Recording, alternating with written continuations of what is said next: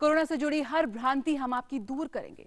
प्रधानमंत्री की अपील का आप कड़ाई से पालन कर रहे हैं और ये आप जारी रखेंगे, ये हमारा विश्वास है। और साथ ही सबसे अहम अपील आज तमाम उन कामगारों से जो अपने घर जाना चाह रहे हैं। आप जहां हैं वो आपकी कर्म भूमि है और वो आपको निराश नहीं करेगी। आप जहां हैं आप वही रहिए, आपको हर सुविधा मुहैया कराई जाएगी। बस संयम रखें और विश्वास करें। और इस मुश्किल समय में देश का हर नागरिक आपके साथ है, पूरा दूरदर्शन परिवार आपके साथ है। तमाम एसेंशियल सर्विसेज की तरह हम लगातार दूरदर्शन भवन आ रहे हैं ताकि घर बैठे आपको सही सटीक जानकारी मिले। हम अपना कर्तव्य निभाते रहेंगे, आप अपनी जिम्मेदारी निभाएं।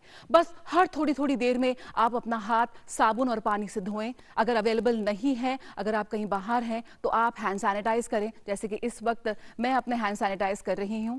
जी हां, घर पर रहें, सुरक्षित रहें और अपनी जिम्मेदारी निभाएं। मैं हूं जया सिन्हा, बहुत बहुत स्वागत है आपका इस खास पेशकश कोरोना पर नजर। सबसे पहले देख लेते हैं corona update fast news.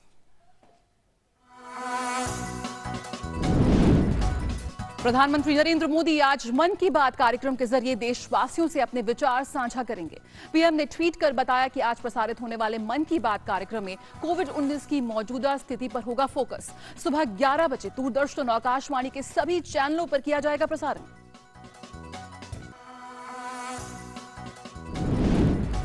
PM cares fund में योगदान के लिए प्रधानमंत्री के आह्वान पर राष्ट्र हुआ एकजुट। कोविड-19 से लड़ाई में विधायक, फिल्म और खेल हस्तियां और उद्योग जगत ने बढ़ाया मदद का हाथ। प्रधानमंत्री ने कहा, ये कोष आपदा प्रबंधन और अनुसंधान को करेगा प्रोत्साहित। कोविड-19 के खिलाफ लड़ाई में स्वास्थ्य मंत्रालय ने विशेष अस्पतालों के निर्माण पर दिया जोर। मंत्रालय राज्यों के साथ मिलकर सामुदायिक निगरानी और आसपास के प्रभावित लोगों पर रखेगा नजर। देश भर में कोरोना वायरस के कुल मामले 900 के पार।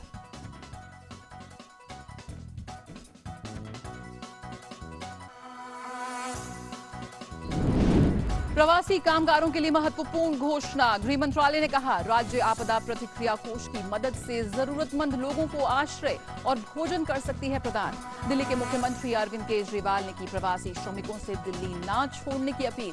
कहा, सरकार जरूरतमंदों को मुफ्त भोजन और आश्रय कर रही है मुहैया।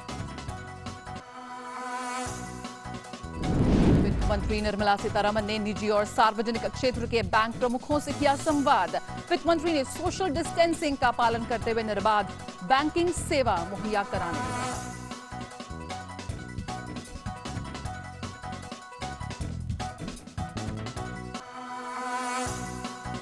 देश भर में लॉकडाउन के बीच जरूरी सामानों की आपूर्ति जारी। दिल्ली सहित विभिन्न राज्यों में लोग सोशल डिस्टेंसिंग का कर रहे हैं पालन।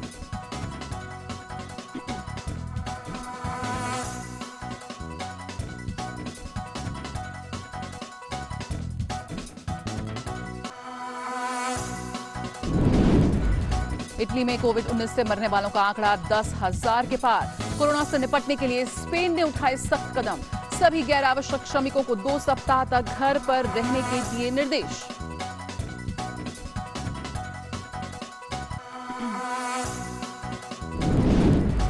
अमेरिका 2000 से ज्यादा लोगों की मौत। अमेरिका में 1 लाख से ज्यादा लोग संक्रमित। राष्ट्रपति ट्रंप ने न्यूयॉर्क को क्वारंटीन करने की बात से किया इंकार। दक्षिण कोरिया ने एक्टिव मामलों से ज्यादा, वहां लोग हुए ठीक।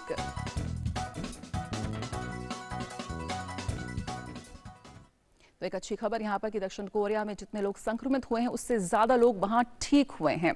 और अब बात कर लेते हैं प्रधानमंत्री की मन की बात की। प्रधानमंत्री नरेंद्र मोदी आज सुबह 11 बजे आकाशवाणी से अपनी मन की बात कार्यक्रम में देश विदेश के लोगों से अपने विचार साझा करेंगे।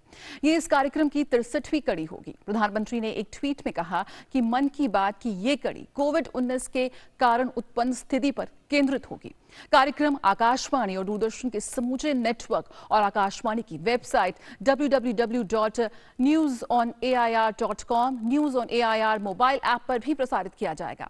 इसका आकाशवाणी, दूरदर्शन समाचार, प्रधानमंत्री कार्यालय, सूचना और प्रसारण मंत्रालय के यूट्यूब चैनलों पर भी इसका सीधा प्रसारण होगा। हिंदी प्रसारण के तुरंत बाद इस कार्यक्रम का क्षेत्रीय भाषाओं में भी प्रसारण किया जाएगा, जिसे रात 8 बजे क्षेत्रीय भाषाओं में दोबारा सुना जा सकता है।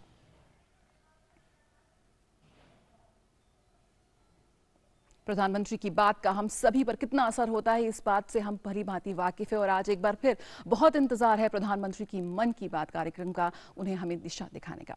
पीएम केयर्स फंड में योगदान के लिए प्रधानमंत्री के आह्वान पर राष्ट्र एकजुट हो गया है। कोविड-19 महामारी से उत्पन्न चिंताजनक स्थिति को देखते हुए और किसी भी प्रकार की आपात स्थिति या संकट से निपटने के मकसद से एक विशेष राष्ट्रीय कोष आपात स्थितियों में प्रधानमंत्री नागरिक सहायता और राहत कोष पीएम केयर्स फंड के नाम से एक सार्वजनिक धर्मार्थ ट्रस्ट बनाया गया है। प्रधानमंत्री इस ट्रस्ट के अध्यक्ष हैं और इसके सदस्यों में रक्षा मंत्री, गृह मंत्री और वित्त मंत्री शामिल हैं। इस कोष में छोटी छोटी धनराशियां भी दान के रूप में दी जा सकेंगी। जिन लोगों या संगठनों को इस कोष में दान करना है उन्हें pmindia.gov.in पर जाना होगा और दिए गए विवरणों का उपयोग कर पीएम केयर्स फंड में अपने पैसे दान कर सकते हैं। इस कोष में दी जाने वाली दान राशि पर धारा 80G के तहत आयकर से छूट दी जाएगी।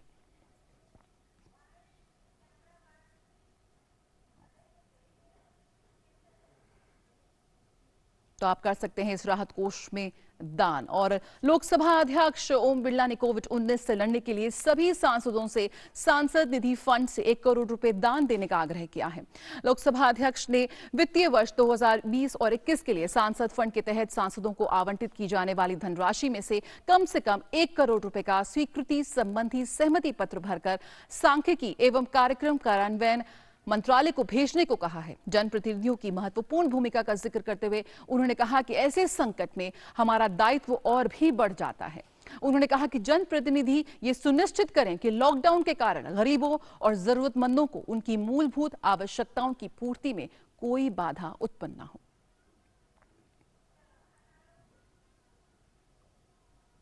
और राज्यसभा के सभापति एम वेंकैया नायडू ने राज्यसभा सांसदों को पत्र लिखा। पत्र में उन्होंने कोविड-19 से लड़ने के लिए सभी सांसदों से कम 1 करोड़ रुपए सांसद निधि से देने के लिए स्वीकृति फॉर्म भेजने का आग्रह किया है।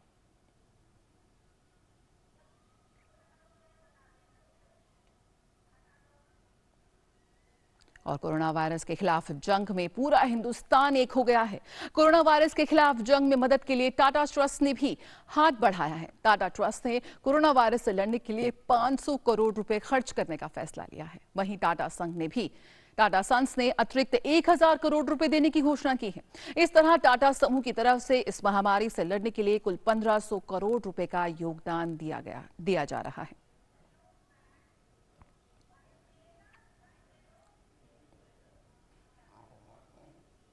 जी हां, पीएम मोदी की अपील पर पूरा देश पीएम केयर फंड में अपनी अपनी तरफ से योगदान दे रहा है। इसी के तहत मोतीलाल ओसवाल लिमिटेड ने ट्वीट करते हुए लिखा है कि इस समय जब हम सभी को अपने भारतीय लोगों की किसी भी तरह से मदद करने की जरूरत है तो पीएम केयर फंड में मोतीलाल ओसवाल लिमिटेड 5 करोड़ रुपए का योगदान करने का वचन देता है। आइए सभी की जान बचाएं और कोविड-19 संकट के खिलाफ एक साथ लड़ें।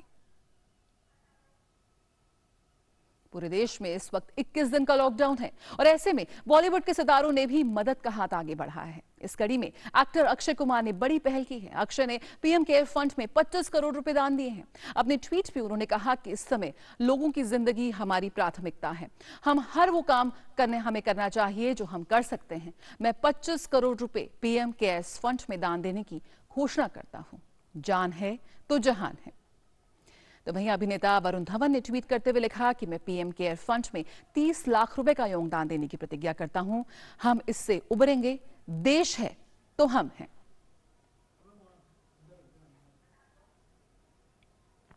वहीं बीसीसीआई अध्यक्ष सौरव गांगुली ने भी कोरोना के खिलाफ मदद का हाथ आगे बढ़ाते हुए ट्वीट किया और लिखा कि कोरोना के खिलाफ लड़ाई के लिए बीसीसीआई और उससे संबंधित राज्य एसोसिएशन पीएम केयर फंड में 51 करोड़ रुपए का योगदान देगी।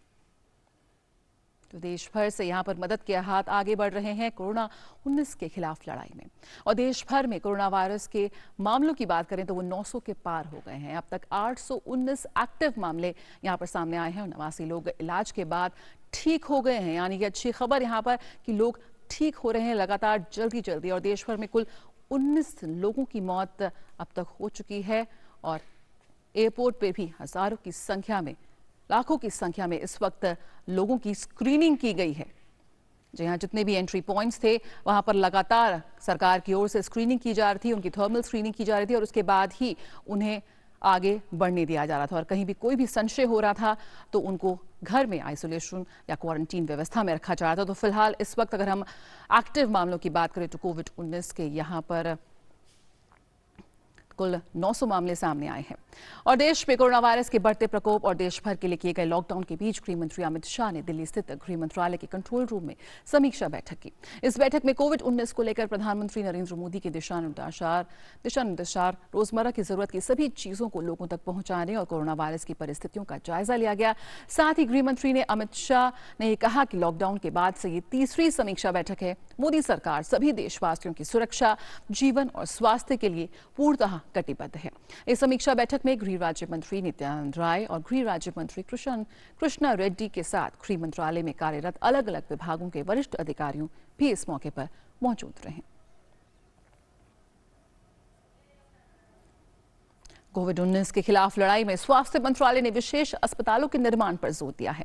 मंत्रालय ने कहा कि वे राज्यों के साथ मिलकर सामुदायिक निगरानी और आसपास के प्रभावित लोगों पर नजर रखेगा।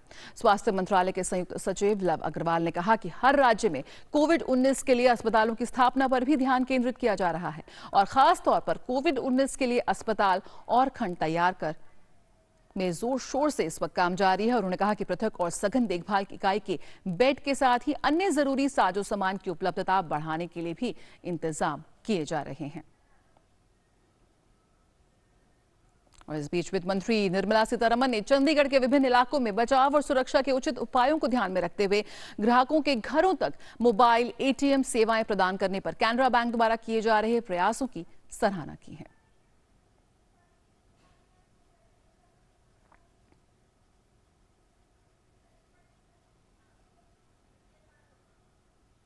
और वित्त मंत्री निर्मला सीतारमण ने सभी सार्वजनिक और निजी क्षेत्र के बैंकों के सीएमडी के साथ 1-to-1 बातचीत की। उन्होंने सार्वजनिक क्षेत्र के बैंकों की भूमिका की तारीफ की और उन्हें देश भर में निर्बाध बैंकिंग सेवाएं प्रदान करने के अपने प्रयासों को बनाए रखने के लिए प्रोत्साहित किया।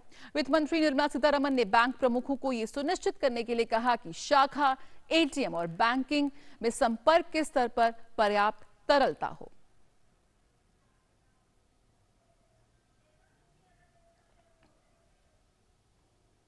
तो बैंक प्रमुखों से उन्होंने किया सीधा संवाद और सार्वजनिक और निजी क्षेत्र के बैंकों के सीएमडी के साथ उन्होंने बातचीत की और इस बात पर जोर दिया कि जो तमाम ग्राहक हैं उन्हें किसी भी तरह की परेशानी ना हो, जो तमाम बैंकिंग सेवाएं हैं उन तक पहुंचे और साथ ही साथ जिस तरह से लगातार एसेंशियल सर्विसेज के तहत आते हुए बैंक जो कर्मचारी हैं वो लगातार अपना काम कर रहे हैं, उसके लिए उन्हें प्रशंसा की उनकी और उन्हें प्रोत्साहित भी किया।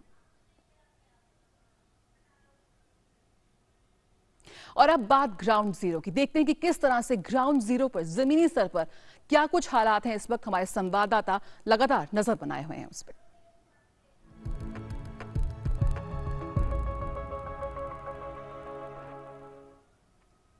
कोरोना वायरस के मद्देनजर पूरा देश लॉकडाउन है, लेकिन लोगों तक आवश्यक सामग्री की पहुंच के लिए प्रशासन ने पूरी कमर कसी हुई है। प्रशासन ने खाद्य सामग्री की उपलब्धता के साथ फल और सब्जियों के लिए विशेष इंतजाम किए हैं और सभी इलाकों में यह आसानी से लोगों को उपलब्ध कराए जा रहे हैं।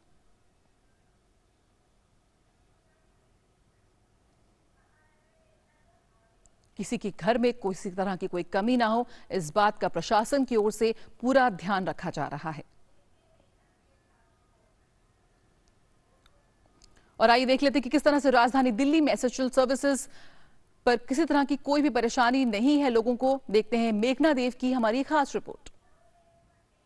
ये मदर डेयरी का आउटलेट है जहां पर कहा जा रहा है कि जो दूध है और दूध से जो रिलेटेड मिल्क प्रोडक्ट्स हैं उन सब की पूरी तरीके से आपूर्ति है। आप देख सकते हैं यहाँ पर जो लोग मौजूद हैं सोशल डिस्टेंसिंग का प्रयोग कर रहे हैं और दूर खड़े होकर अपने बारी का वेट कर रहे हैं।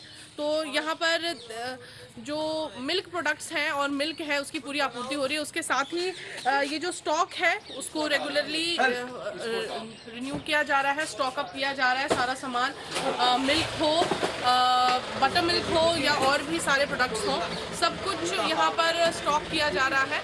और स्टॉक इसलिए भी किया जा रहा है क्योंकि जो लोग हैं वो अब एक टाइम ही निकलकर अपना दिन भर का स्टॉक लेकर जा रहे हैं और क्योंकि और यहाँ पर खास करके रिक्वेस्ट किया गया है लोगों से कि दूरी बनाकर रखें और डिजिटल पेमेंट को भी बढ़ावा देने के लिए कहा गया है लोगों से।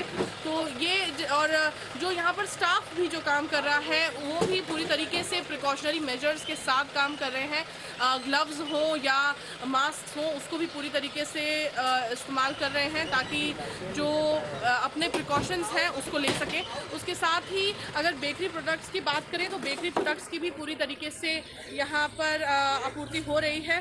ब्रेड हो, बन्स हो या और भी बेकरी प्रोडक्ट्स हो, वो सब पूरी तरीके से पूरी मात्रा में यहाँ स्टॉक आ रहा है और लोग इसे खरीद भी रहे हैं।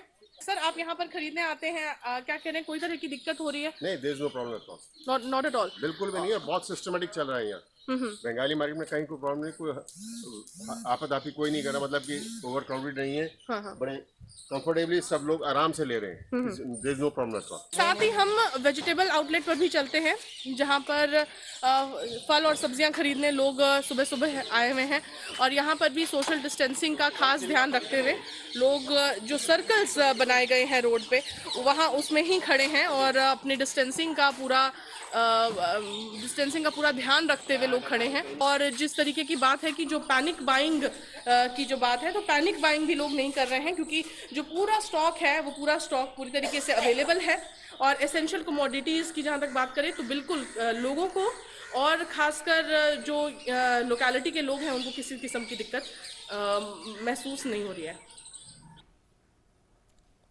तो ये तस्वीरें यकीनन आपके तमाम जो संशय हो उनको यहाँ पे दूर कर रहे हैं कि किसी भी तरह की कोई दिक्कत नहीं है। आपके घर में दूध, ब्रेड, तमाम जो आवश्यक वस्तुएं हैं वो आराम से आप खरीद सकते हैं। किसी तरह की पैनिक बाइंग, होर्डिंग करने की आपको जरूरत नहीं। आपने खुद वहां पर खरीद रहे एक व्यक्ति की बात सुनी कि किस तरह से सब बहुत ही शांति रूप से सिस्टमैटिक तरीके से सब सामान वहां पहुंच रहा है और आप जब चाहें, आप लेना चाहें, आप ले सकते हैं अपनी जरूरत अनुसार।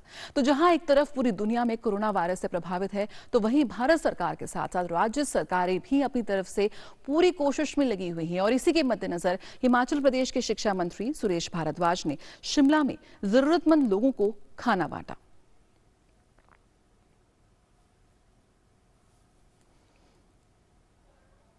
ऐसे कई लोग हैं, दिहाड़ी कामगार हैं, मजदूर हैं जो आजकल काम नहीं कर रहे हैं और इस वजह से उनके पास खाने को लेकर मुश्किल हो रही है। लेकिन यहाँ पर जो समाज के विभिन्न वर्ग के लोग हैं वो सामने आए हैं और वो उन तमाम ज़रूरतमंद लोगों को खाना बांट रहे हैं, उनको हर सुविधा मुहैया कराने में अपना कर्तव्य निभा रहे हैं। और नोएडा में भी सीआरपीएफ कर्मियों ने ज़रूरतमंद लोगों को फल और खाना दिया।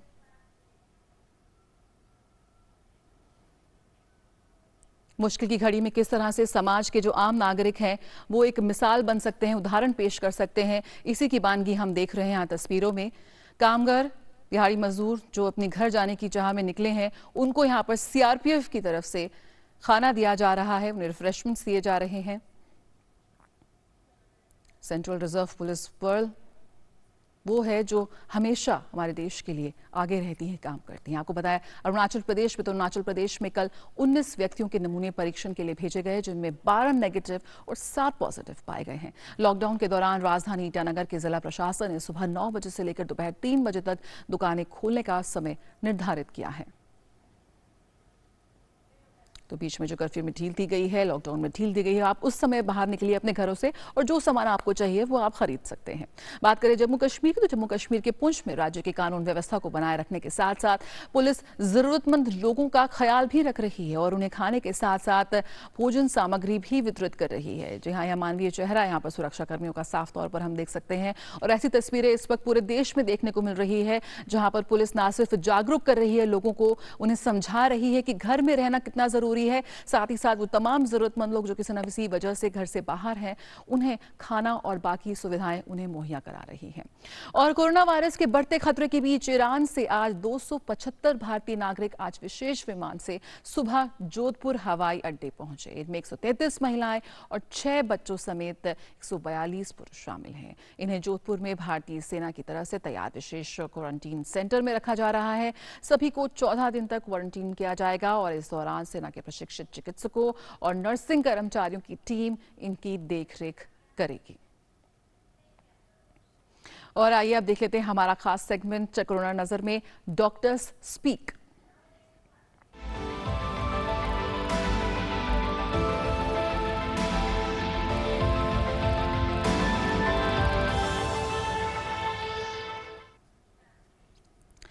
नई दिल्ली के एम्स के डॉक्टरों से जानने की कोशिश करते हैं कि संक्रमण से बचने के लिए घर पर रहना क्यों आवश्यक है।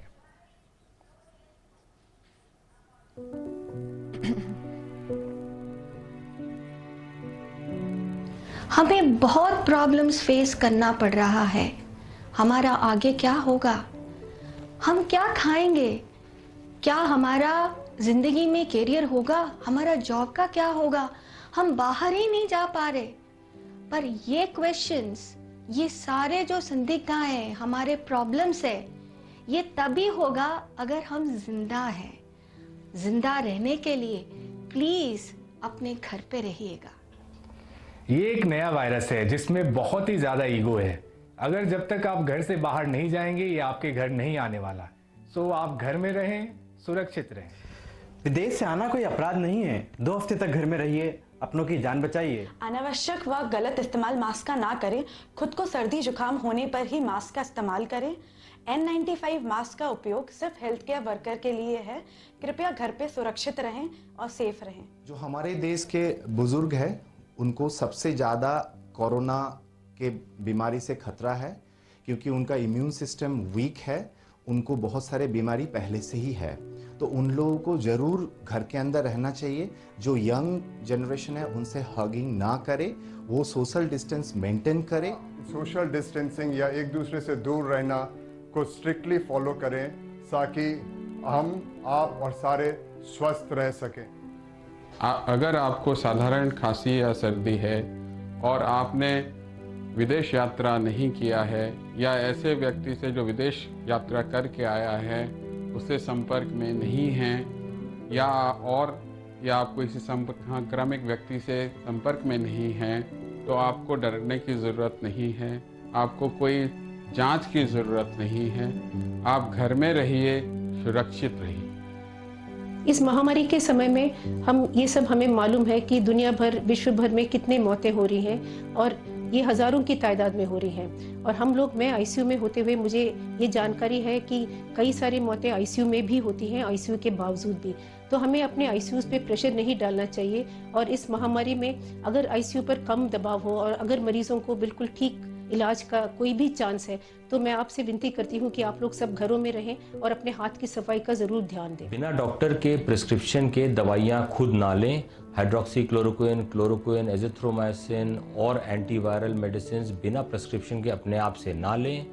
सबसे अच्छी मेडिसिन आपके लिए है आप घर में ही रहें, ये आपके लिए सबसे अच्छी दवा होगी। जो लोग कोरोना वायरस से इन्फेक्ट हो जाते हैं उसमें से कुछ को इंटेंसिव केयर यूनिट में भर्ती करना पड़ता है जब उनकी हालत ख़राब हो जाती है। हम चाहते हैं कि आप 21 दिन घर रहिए, सेफ रहिए और इंटेंसिव केयर में भर्ती होने से बचिए। कोरोना वायरस खांसी और छींक की ड्रॉपलेट्स के माध्यम से एक से दूसरे में फैलता है। ये ड्रॉपलेट्स 1 मीटर से ज़्यादा ट्रैवल नहीं करती हैं, इसलिए सोशल डिस्टेंसिंग बहुत ज़रूरी है। घर रहिए, सुरक्षित रहिए। इस मुश्किल वक्त से हम जल्दी ही निकल पाएंगे। मैं आपसे अनुरोध करता हूं कि आने वाले हफ्तों में परिवार के साथ समय बिताएं, घर के काम में हाथ बटाएं, म्यूजिक सुने, योगा करें, मेडिटेशन करें, एक्सरसाइज करें और एक अच्छी नींद लें। कोरोना वायरस दिखाई नहीं देता है, पर कोरोना वायरस से संक्रमित लोग सबको दिखाई दे रहे हैं। 4 लाख से अधिक लोग संक्रमित हो चुके हैं और ये नंबर बढ़ते ही चले जा रहे हैं। लापरवाही ना करें, घर रहें। अपने परिवार की सुरक्षा के लिए घर पे ही रहें, बीमारी को बढ़ाने का कारण ना बने। जी हाँ, ये वो तमाम लोग हैं जो इस वक्त 24 घंटे अपने परिवार से दूर हमारे लिए अपने अस्पतालों में काम कर रहे हैं। और हमारी जिम्मेदारी यहाँ बनती है कि इनकी जो साफ बेबाक तरीके से उन्होंने समझाया, हमें अपने घर में रहना है। और साथ ही साथ ये जो आंकड़े दुनिया भर से कोरोना वायरस से संक्रमित लोगों के आ रहे हैं, वो हम सभी के लिए एक चेतावनी है, वो हम सभी के लिए एक अलार्मिंग साइन है कि हमें ऐसा नहीं होना है। हमने पूरे देश ने लॉकडाउन के समय, जनता कर्फ्यू के समय पूरे विश्व के सामने एक उदाहरण पेश किया और यही मिसाल हम पेश करेंगे कोरोना वायरस के खिलाफ हमारी लड़ाई में। तो छूना नहीं है लेकिन साथ छोड़ना नहीं है। तो जंग हमारी जारी रहेगी कोरोना वायरस के खिलाफ। फिलहाल इस खास पेशकश में इतना ही। नमस्कार।